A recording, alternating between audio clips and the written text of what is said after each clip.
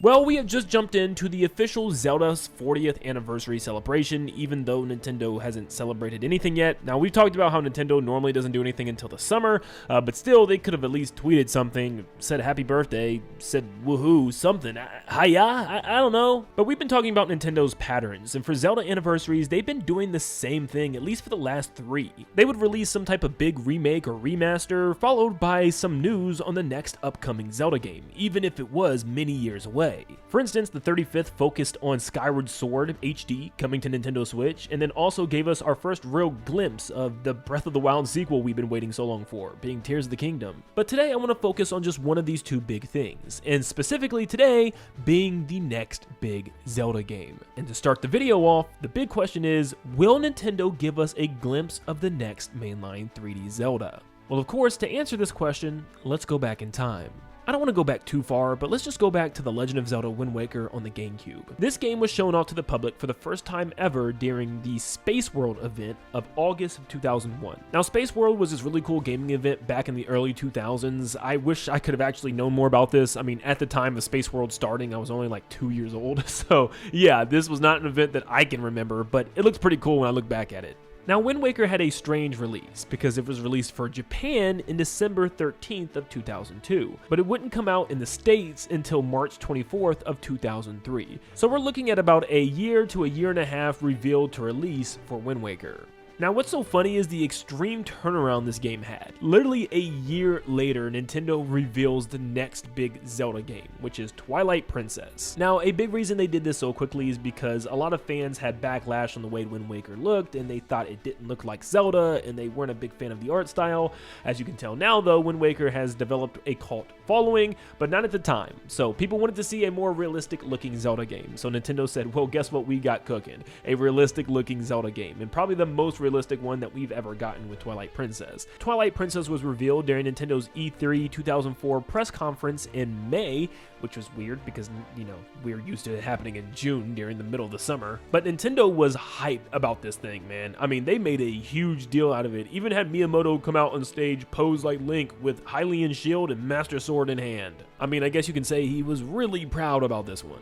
But Twilight Princess wouldn't release for another 2.5 years on November 19th in 2006, also known as the launch day for the Nintendo Wii. Now, this was a cross-release between the GameCube and the Nintendo Wii, something we'd see Nintendo do again, but this was a pretty big launch title, let's face it. But yeah, from initial reveal to release, we're now looking at around 2.5 years. Now, Nintendo would this time wait another 3 years before finally unveiling their next project, and the way they unveiled it was really just a piece of concept art.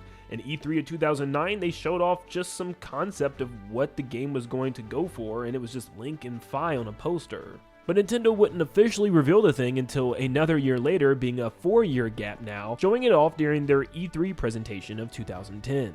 Now, there's a good chance you might or might not remember this E3 presentation, but oh man, it is infamous for a reason, because Miyamoto comes on stage with Bill Trinen in order to introduce this game and show off its brand new, perfectly working motion controls, right? No, they were horrible. Now, they blamed the audience and cellular usage in the area. I mean, it was just an absolute mess. Nothing was working properly, and the motion controls being shown off just looked so jank. Oh.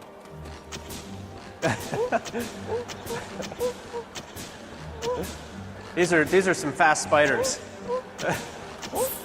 So you, looks like we're having a little interference here.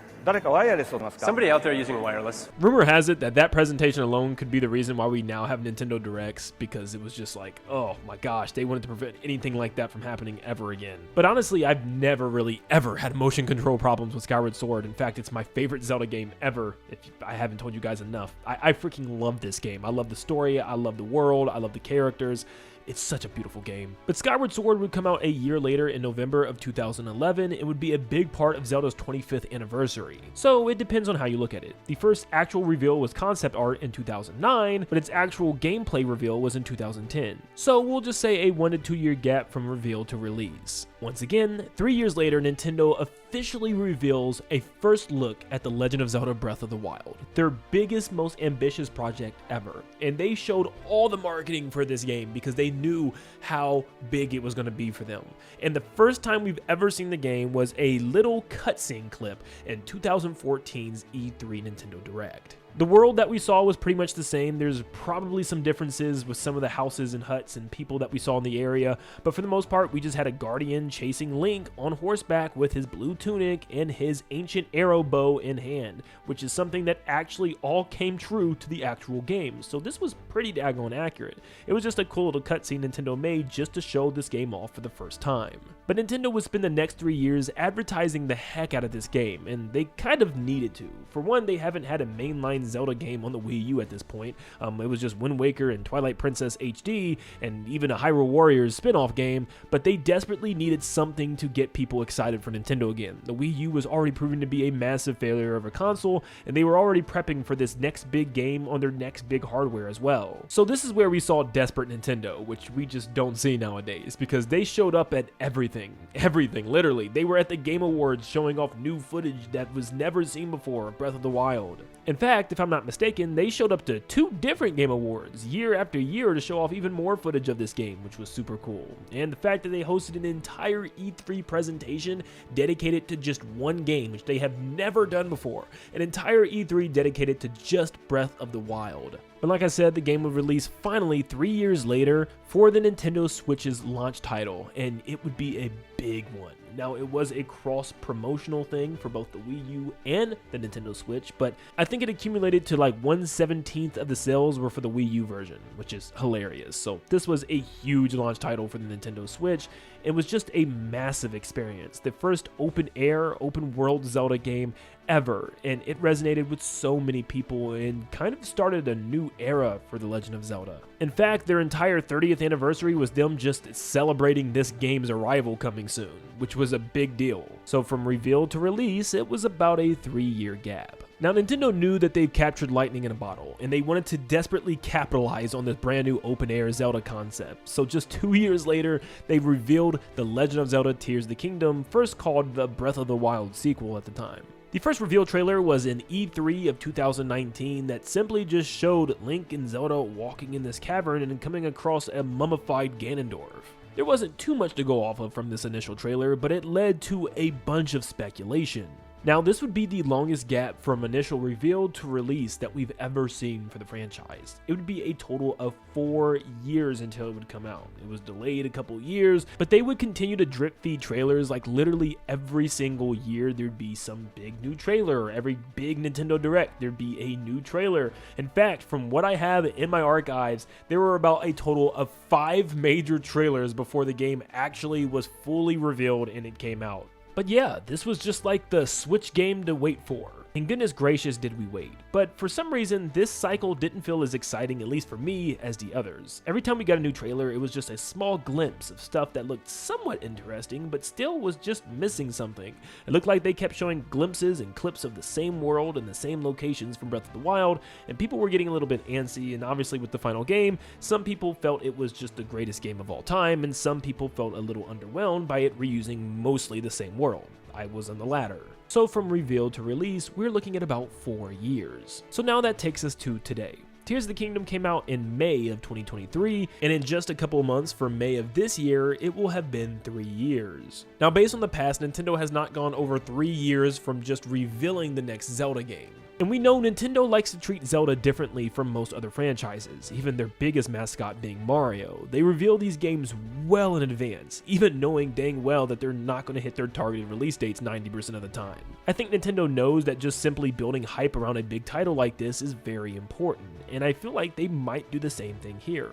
What makes me even more confident is because obviously it's Zelda's 40th anniversary, and I don't know what else they could reveal outside of a big remake of something like Ocarina of Time or some other old game being remastered, but what could really top just seeing the next Zelda game? Perhaps they do both like they've done time and time again. So I think this year for Zelda's 40th anniversary, we could get a glimpse of the next Zelda game, which we might already have some small information about. Let me explain. Now, this is something that I've actually talked about in a couple other videos, but this comes from Special Nick, and he actually talks about how there's some information that he's found out about the next mainline Zelda game. Now, he's been pretty spot on with some things in the past. For instance, he knew about the prices and the release of the Switch 2, even knew about the $50 Mario Kart World Bundle, so yeah, he was all over the thing. Now, during one of his lives, he comes out and states these things about the next Zelda game. He states how it's going to have the same engine with enhancements, which doesn't mean it's going to be the same as Breath of the Wild style. Wind Waker and Twilight Princess have the same engine. He said staying in the same track as Breath of the Wild and Tears of the Kingdom. Now, this also does not mean it's going to be in the same world as Breath of the Wild, just kind of the same open world formula. Now, he also states a lot of puzzle solving is cross-dimensional, so a charging bull could be chasing you in one dimension and it hits a target to activate something in your dimension. You can use your new powers to jump over dimensions and open tiers in reality and merge puzzle bits in different realms. He describes it as tears in reality, though unsure if it's tears like teardrops or tears like paper, so it could be tears in reality. He doesn't know a release date, but assuming it's still years away. So this sounds like a game that's going to be very similar to something like A Link Between Worlds or A Link to the Past, where you're pretty much jumping into a different dimension or using that separate dimension to help you in your dimension, which sounds pretty crazy. It seems like it's going to still be open air or open world, and it's still the same engine as Breath of the Wild and Tears of the Kingdom, which once again does not mean we're still going to be in the world of Breath of the Wild, which I really hope we're not, but this sounds very interesting. I personally have always been a big fan of the Dark World, so maybe having a map as a different reality version of that same map could be really freaking cool. And perhaps being able to open up this pocket dimension wherever you are to bring in tools and assets from that dimension into yours in order to help you cross gaps or puzzles, it could be really cool. For instance, just bringing in water from a different dimension in order to cool off the lava in your dimension. I think there's some really cool implications here, but like he says, this is probably still multiple years away. Even though it's been 3 years since Tears of the Kingdom, we know that Nintendo has taken up to 4 years from reveal to release of a new Zelda game, like they did from the reveal of Tears of the Kingdom to its release. So let's just say that this brand new Zelda game is indeed revealed this year. We could realistically have to wait until 2029 or even 2030 for the next mainline Zelda game, which is still a very long ways away. But what better way to get people excited than just to drip feed some information and maybe just get the reveal out there. This is a very tough situation for Nintendo to maneuver as well. Releasing Tears of the Kingdom in 2023 towards the end of the Switch 1 life cycle and then dropping a brand new console just 2 years later in the middle of 2025 puts them in a really awkward situation where they have this brand new console and you're gonna want to get a Zelda game out eventually. You don't want people buying this $450 console and waiting multiple years for things like Zelda or the next 3D Mario. Tally it. So it could very well be the reason why Nintendo wants to work with the same engine, so that way they're not making a new engine from the ground up, spending even more development time on this thing. Or maybe Nintendo just says screw it and their next new console was releasing with the new Zelda game, meaning we don't get a new Zelda on the Nintendo Switch 2, which I just cannot see being the case. But the new Zelda game launching in 2029 or 2030 isn't too far off from some of the longest times that we've seen. So I got 4 of the longest waits from the release of a console until the release of a mainline Zelda game on said console. Phantom Hourglass and Minish Cap were both 3 years for the DS and a Game Boy Advance respectively. Link's Awakening took 4 years for the Game Boy, and for how long it took Breath of the Wild to come out for the Wii U, it was 5 years towards the very end of its life cycle. And if you look at the fact right now that development cycles are taking a lot longer this day and age, it's going to be a while. I'm guessing still another 4 to 5 years if it is revealed this year. So I guess ultimately it just comes down to, will Nintendo decide to give up some information on the game this year? I mean, if they do, they could set themselves up for an absolutely incredible upcoming Nintendo Direct. I mean, could you imagine if they try to recreate the hype of 2017? No, I don't think we're probably ever again going to get a 3D Mario and a 3D Zelda in the same year, but they could at least announce the next 3D Mario to release as the big holiday game of this year, and then also announce the next big 3D Zelda game and just show it off, even though it's still years away, plus everything else that we already know is coming out this year. It could be an awesome, and I mean huge Nintendo Direct. With it being Zelda's 40th anniversary, I really do think there is a possible chance. Is it very likely? No, but it is something that Nintendo is still actively doing with some of their games. I see people making the argument that Nintendo has now changed their philosophy, thanks to the disastrous development cycle of Metroid Prime 4, that they are revealing games just a couple of months before their release, like they did with Mario Kart World and Donkey Kong Bonanza. Now those games might be the case, but they just also announced like 3 other games that are so far off from reveal. Nintendo revealed Rhythm Heaven Groove at the beginning of 2025. It's about a year later and we still don't even have a release date. Splatoon Raiders, a Splatoon spin-off, was revealed last summer and we still have no information about what this game even is supposed to be. And games like Yoshi and the Mysterious Book and even Fire Emblem Fortune's Weave was just revealed in the last Nintendo Direct. Sure, there's still time, but I mean, even then, it's been a while. In about a week, it'll be 6 months since those games was revealed to us, and we have no more information on them, including no release dates. So yes, games like Mario Kart World and Donkey Kong Bonanza are the exceptions here, but Nintendo is still very much performing the same way that they've always have, revealing games way too earlier than they should have. So if games like Rhythm Heaven Groove are taking over a year to get a release date, nothing against Rhythm Heaven. In fact, I'm a massive Rhythm Heaven fan. It's just crazy that a game like that is getting revealed so early, as if it's a big tentpole title like a 3D Mario or Zelda game.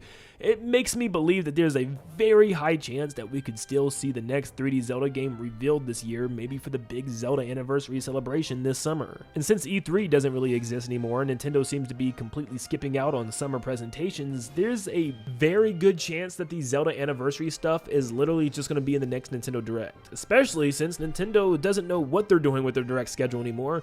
They seem to be skipping February outright altogether, so maybe the next General Direct is in March, April, or maybe even May, and Nintendo decides to have the Zelda anniversary stuff there instead, making it a little bit earlier than the time that they normally do in the middle of the summer. So finally, I'll just say this. I think there is a good chance we could see the next Zelda game. If it's just some concept art or a screenshot or some type of cutscene that Nintendo makes specifically just to reveal the thing, I don't know what it's going to be, but I think it could be something. Just something to get fans excited. It's the big 4-0 after all, and after a remake or a remaster, they're going to need something else just to tie off the anniversary on a high note. So yes, I'm thinking it's time for the next 3D Zelda reveal relatively soon. So what do you think? It's now been 3 years. Is it time for a big Zelda reveal for the next big game to get us excited for the next 3 to 4 years? Or is Nintendo going to hold off this time around and be patient as they wait to reveal this next Zelda game? Definitely let me know in the comments down below, and make sure you leave a like and subscribe to stay up to date on all things Zelda and Nintendo in general, and I hope you all have a blessed day. See you guys.